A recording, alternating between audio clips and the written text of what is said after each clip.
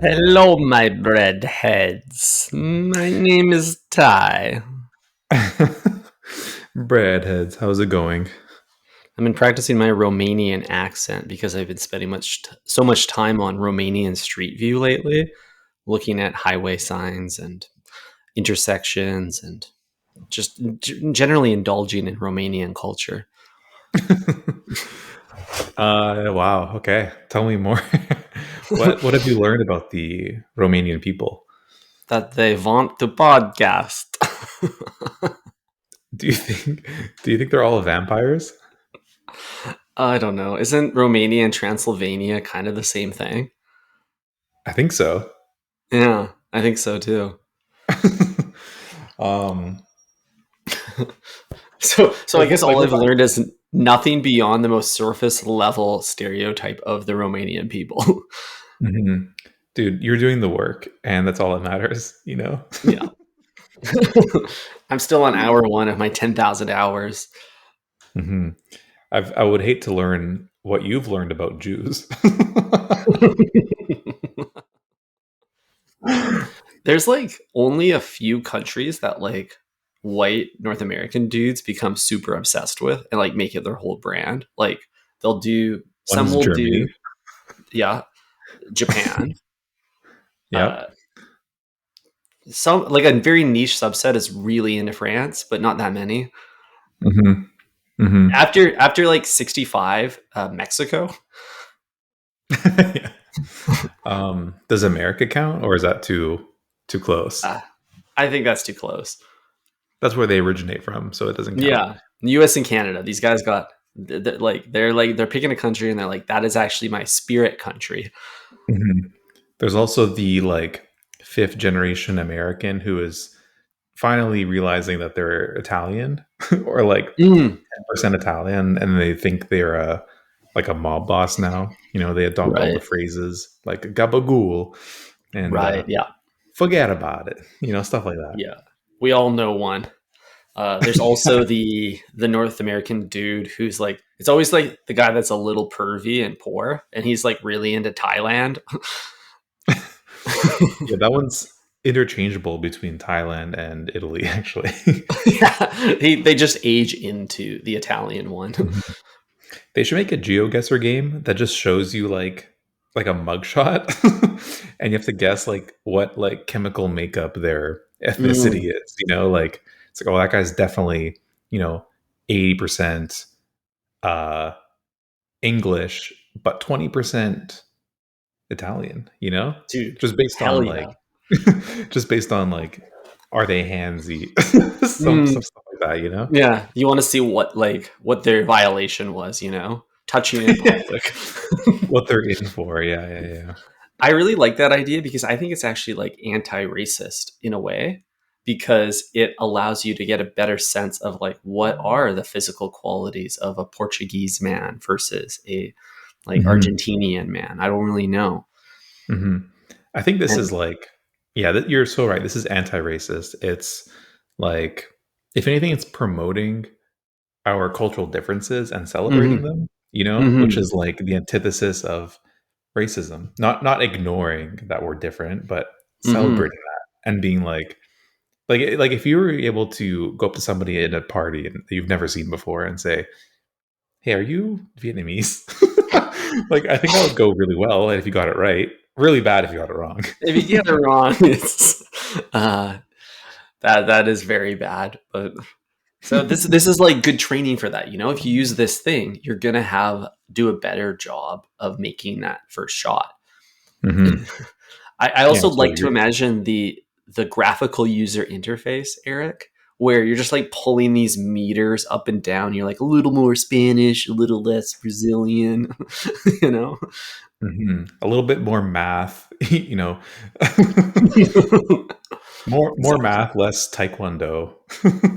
Exactly. Yeah. Well, what do Hmm. you think someone would say about you if they saw you on this app? Do you think they would guess correctly? Would they request, maybe get one hint like your sandwich order? That says a lot about somebody as well. Dude, if someone saw my mugshot, I think they would put me as 100% from Chad because I'm a Chad. Damn, that one's for the real geography heads right there. Hmm. That's like a C tier country. What about you, Eric? Would they catch your Croatian heritage, or would they just assume you are from one Mhm. of the six Toronto boroughs?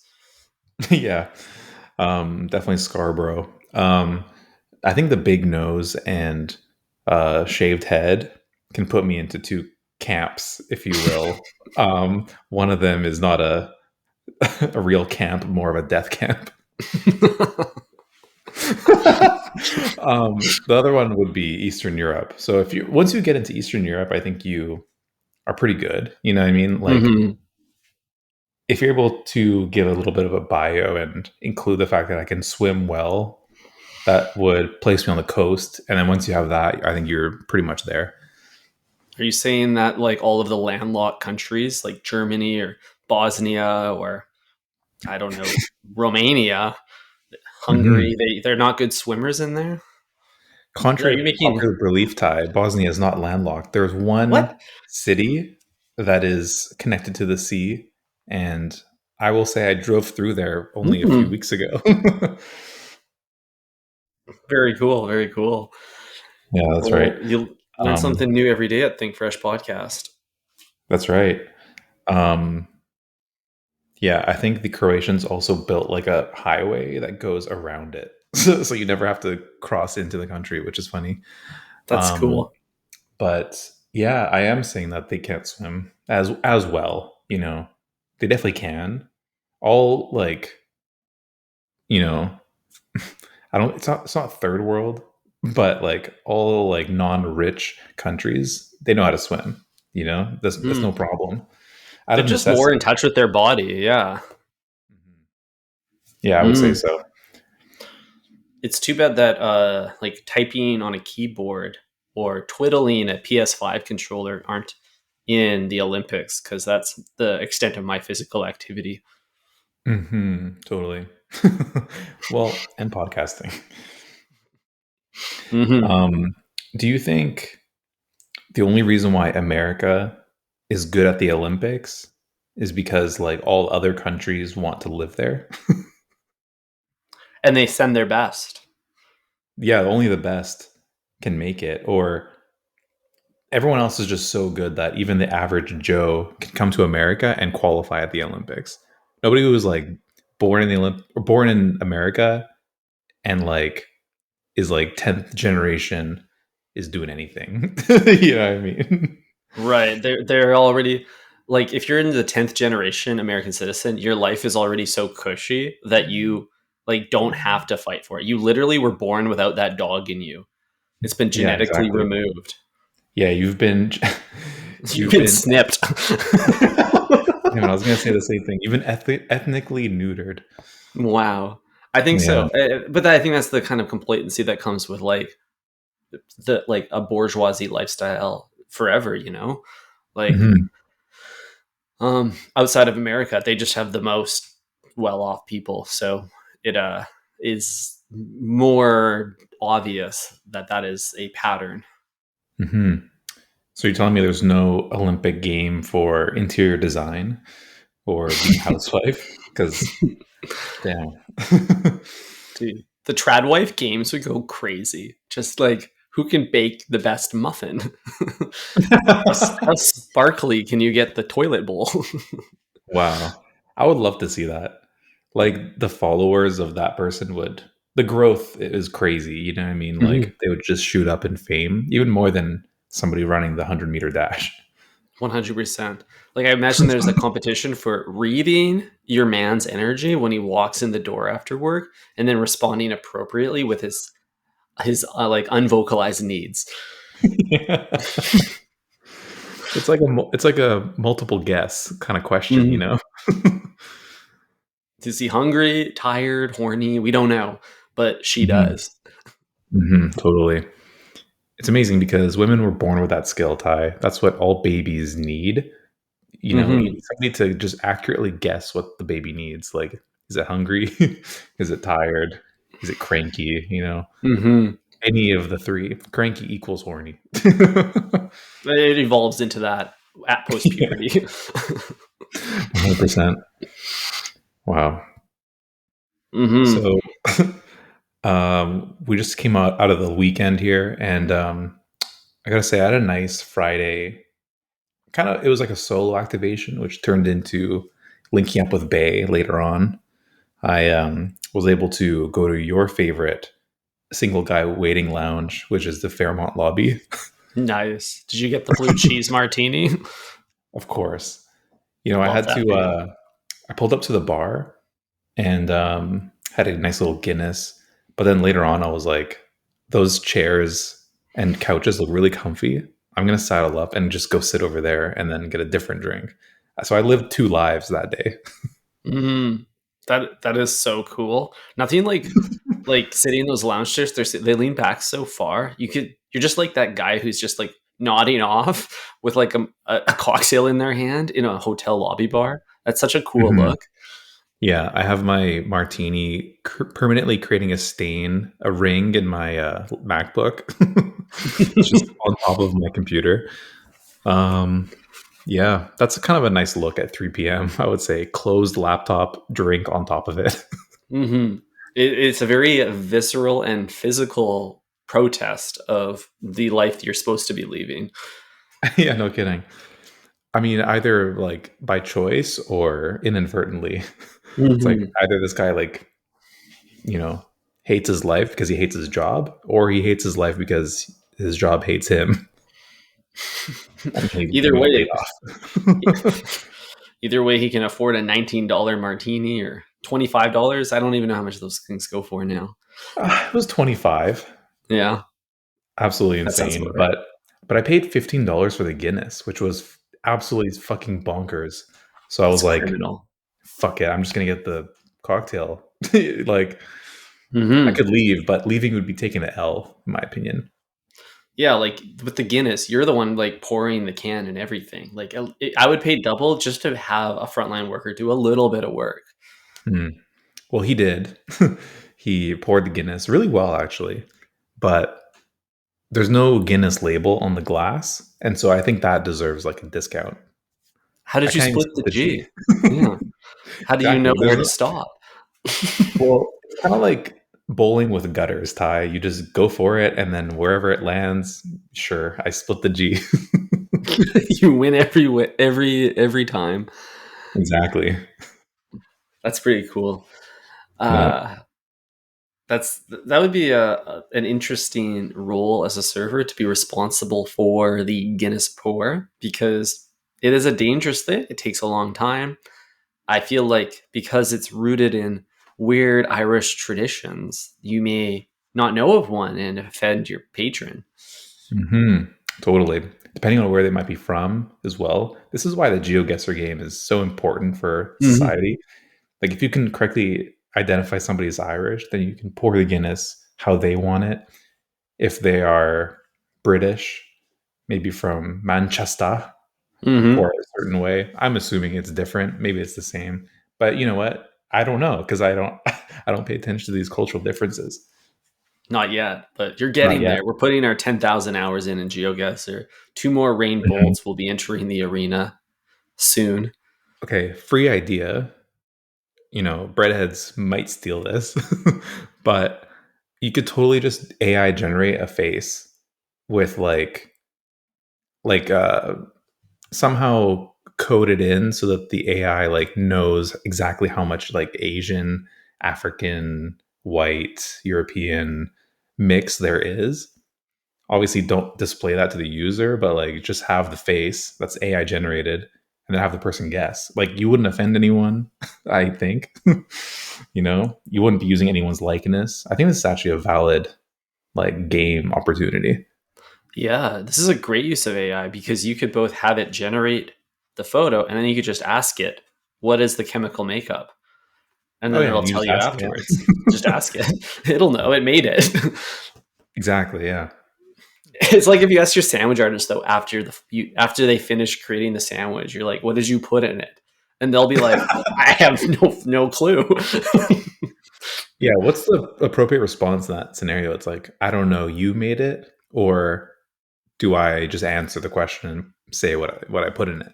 Who made the sandwich is the ultimate question here. Pretty wild to put them on the spot like that. Hey, what you just put in that? Walk. Can you just remind me of everything you did, step by step? Whoa. It's kind of like the monkey game where you have to remember like the last 8 digits of a number that Mm-hmm. you pressed. Yeah, like a credit card. No, like like those games where it'll like show you a bunch of squares and you have to like guess the pattern or whatever. Mm. So you're like it's all pressing all these monkey boxes, Yeah, and exactly. you're trying Keep to going. and you're trying to get the right string, and you're not doing it to steal someone's identity. You're just doing it for fun. I'm so confused. It's just for recreation, Ty. It's not to. Leisure. It's not for business purposes. Oh, Wow, did we dude, you just have a invent twisted credit sense card of game. scammers? I think so. Damn. Redheads, if you want Um, to play, comment below your 16-digit number and your 4-digit pin. Five of your. Does Amex have a 5 or 3-digit pin? I know it's weird. nice try, Ty. Like I'm gonna tell you that. Oh, jeez. Big um, news from Subway, Eric. I completely blanked on oh, this, but I have to share it with you. Um, Remember, we reported on this in 2021. A lawsuit came forward suggesting that the tuna oh shit. in the Subway sandwich is not real. It was then Yeah. debunked by a different agency. The Subway hired a second lab to run and conduct a similar study, and then they said it is real, and the lawsuit was dropped. Um, Fast forward to today, the second lab has now came forward with their findings and completely debunked the first lab's analysis, because the second lab actually had like intellectually protected uh, like machines, and I like they've invented some weird shit. I don't really know. I wish I had the article up in front of me.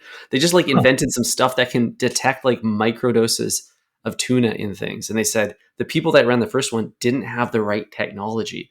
So this entire like 4-year tuna slander campaign is simply because we didn't have the technology at that time to really assess it. It's kind of like when a cold case gets reopened because we have the more powerful DNA detection now. Hmm. Okay, this is really interesting, actually. So, Hmm. how the fuck do you detect a real fish in like a bunch of mush? Like, how It's does so that even weird. happen? Is it like some DNA shit?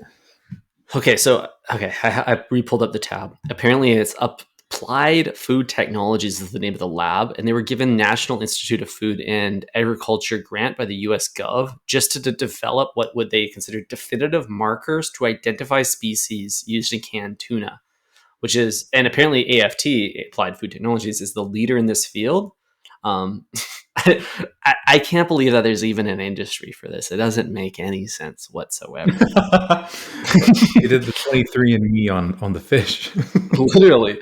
Apparently, AFT has a monopoly on accurately testing small processed tuna samples in the United States.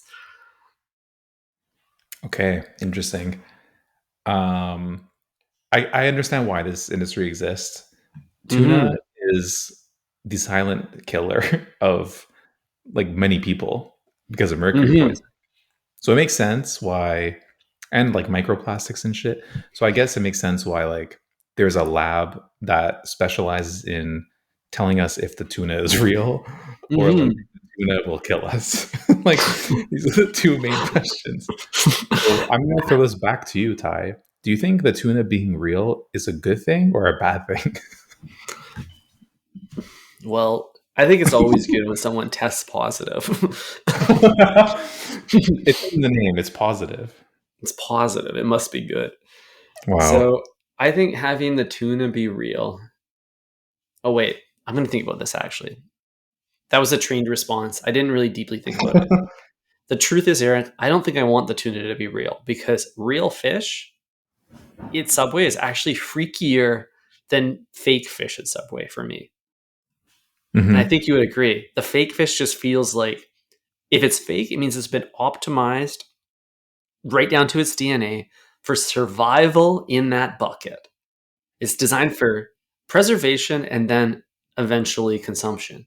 But real fish isn't designed for any of that. Real fish is designed to swim around in the ocean and eat kelp and lay eggs. Dude, they live such different lives than us. It's crazy. It's crazy. They're not supposed to be in the bucket at all.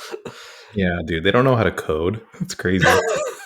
So, Um, so okay, a lot of assumptions in what you just said because you're saying that Subway is putting Subway is the one who's developing the fake tuna or the tuna in quotes, let's just say.